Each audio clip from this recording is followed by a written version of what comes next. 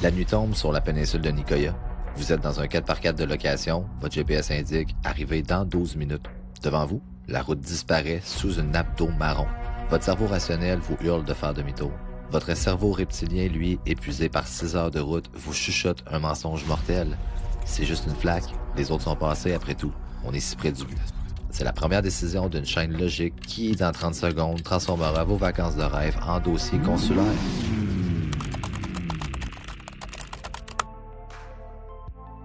Commençons par le premier maillon de la chaîne, le biais d'automatisation. Au Costa Rica, la géographie est vivante. Une route sèche en février devient un torrent infranchissable en octobre. Pourtant, l'algorithme de la Silicon Valley, lui, ne voit qu'une ligne bleue.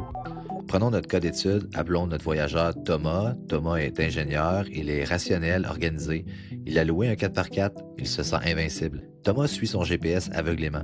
L'application lui dit de tourner à gauche sur une piste de terre pour gagner 15 minutes. C'est une erreur fondamentale. Au Costa Rica, les routes nationales peu signalées, des pistes de gravier traversées par 3 rivières, c'est très fréquent. L'erreur de Thomas n'est pas d'avoir pris cette route, c'est d'avoir délégué son jugement de survie à un satellite situé à 20 000 km d'altitude. À ce moment précis, il pourrait encore faire demi-tour.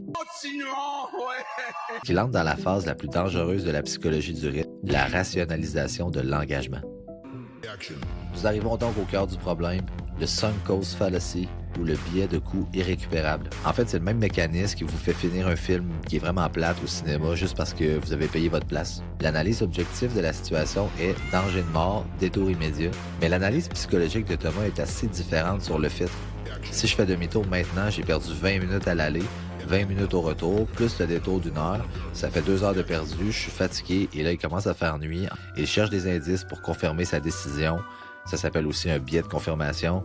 Il voit des traces de pneus sur l'autre rive. Et ce qu'il ne sait pas, c'est que ces traces datent d'il y a 2 jours quand le niveau de l'eau était à 50 cm plus bas. Thomas dit « J'ai un 4x4.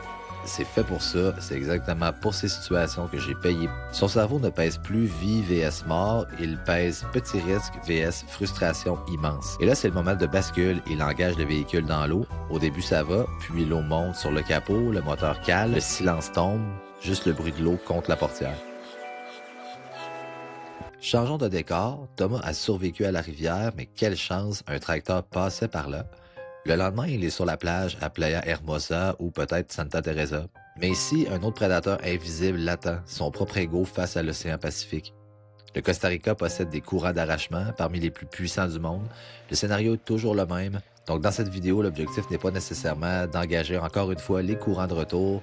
Donc je te mets des liens ici, ici, ici, puis même fait une étude et une enquête complète sur la noyade de Malcolm Jamal Warner. Nous, occidentaux urbains, avons perdu l'habitude de nous sentir petits.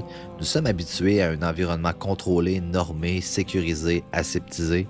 La nature costaricaine n'est pas un parc d'attractions. Il n'y a pas de maître nageur tous les 50 mètres.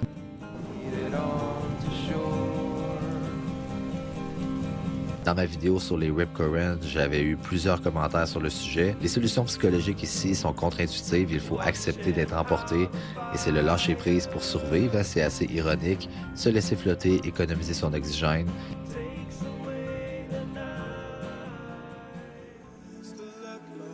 Alors, comment on blinde son esprit contre ses erreurs? Comment on empêche Thomas de noyer son 4x4 ou de s'épuiser en mer? J'utilise une méthode qui s'appelle le Stop Look Assess, l'arrêt tactique.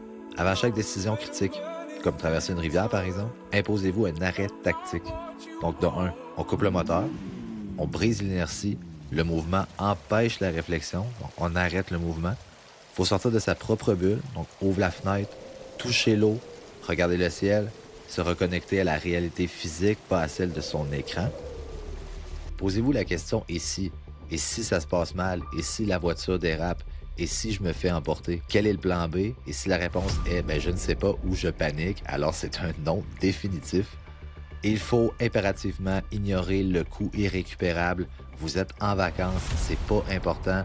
Oubliez les kilomètres parcourus, la seule chose qui compte, c'est la sécurité des 10 prochains mètres. C'est un protocole qui prend 30 secondes, mais ces 30 secondes permettent à votre cortex préfrontal de reprendre les commandes sur votre cerveau. Le voyage est une école de liberté, mais la liberté totale implique une responsabilité totale. Au Costa Rica, comme ailleurs, le danger n'est pas tant dans la jungle, dans l'océan, le danger est dans le déni, le danger est dans cette petite voix qui vous dit « ça va passer » alors que tous les voyants sont rouges. Ne soyez donc pas Thomas, Soyez un voyageur stratégique. La sécurité, ce n'est pas vivre dans la peur, c'est avoir la compétence de voir le risque pour pouvoir l'éviter et profiter du moment présent. Ah, fuck. Et pour aller plus loin, avoir tous les outils, les numéros d'urgence, les protocoles détaillés, évidemment, mon guide 2026 est disponible sur mon site web.